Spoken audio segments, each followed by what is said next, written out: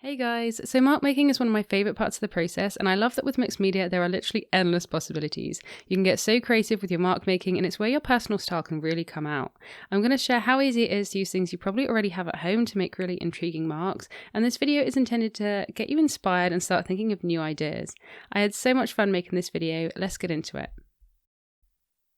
The first one I'm going to share with you today is scraping paint. So it's literally exactly as it sounds. You can use a professional tool for this. So this is a Catalyst tool from Princeton. The link for that is below. But this is a video all about using things that you have already at home.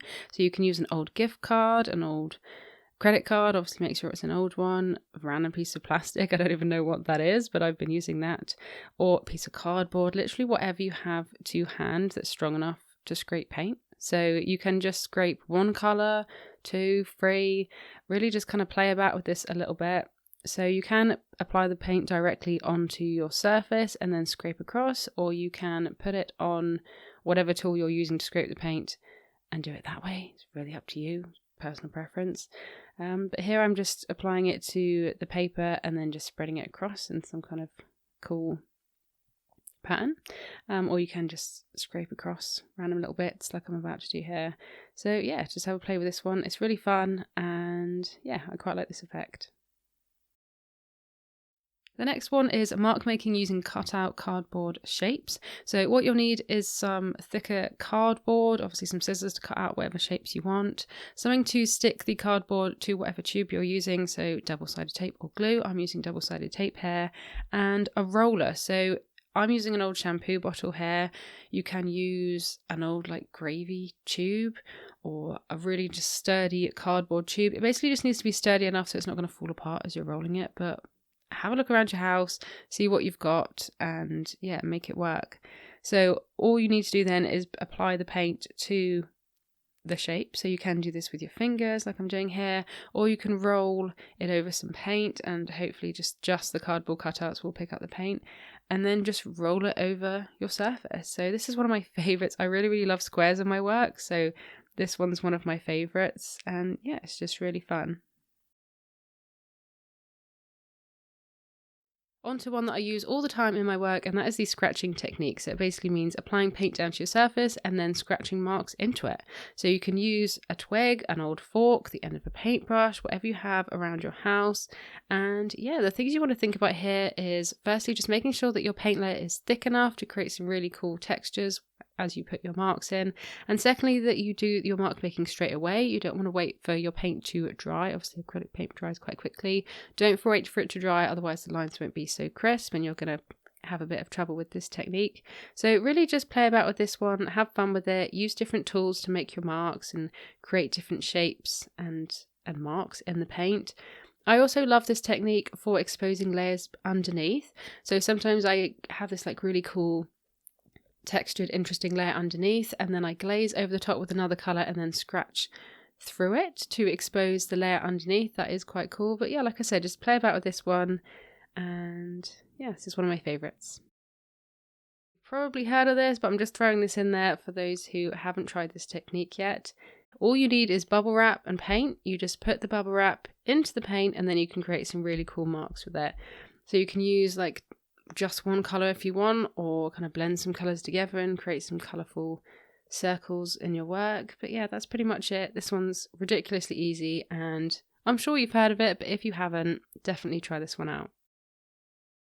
For this next one, you will just need a cup and some paint. This creates some really cool edgy marks.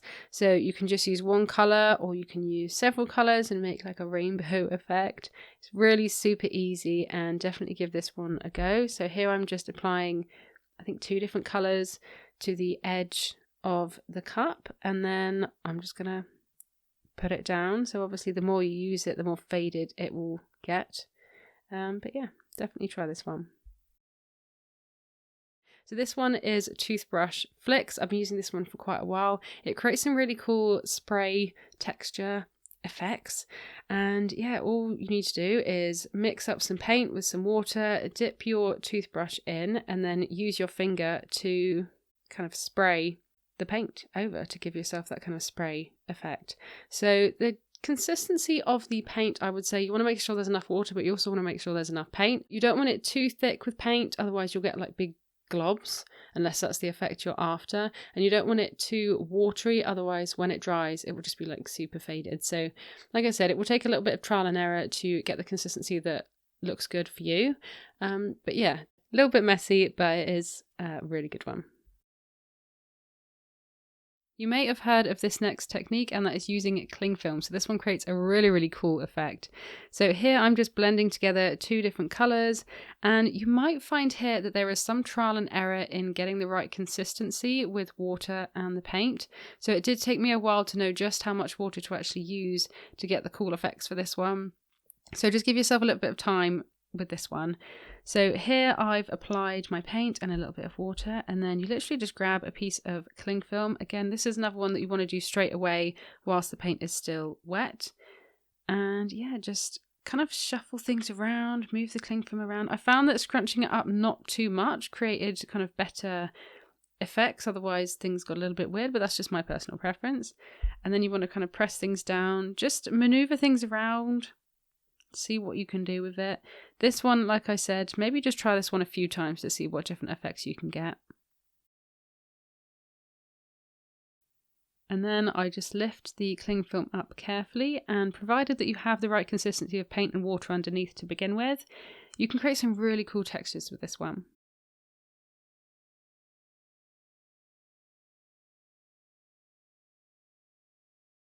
I was so excited to do this one. I've never tried it before, and it turned out really, really cool. I really enjoyed doing this one. So for this one, you will need a piece of string or yarn, 2 pieces of paper that are identical in size, and your paint. So I'm just using one color here. You can do a whole rainbow if you like. It's completely up to you.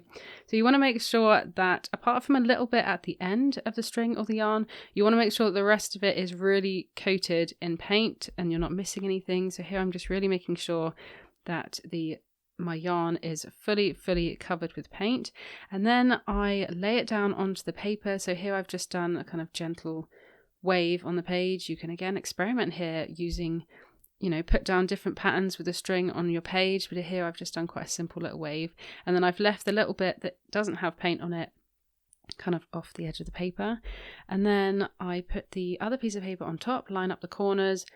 And then here I use a tissue box. So you don't have to use a tissue box, but you don't want something that's heavy, like too heavy. So I put that over the top, press down firmly, but not too firmly, just firmly enough that I can pull the string out quite easily and nothing shifts about. And I'm so excited to show you this one because I really loved how this came out. It looks so cool, and I definitely want to play about with this one a little bit more.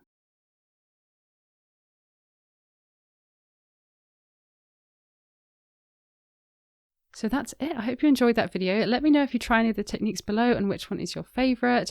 I love that you don't need anything fancy or expensive to make really cool marks in your work, and I hope this video has kind of helped give you a little bit of inspiration and get you thinking about what else you can use to make some cool marks. Yeah, thanks so much guys. Bye.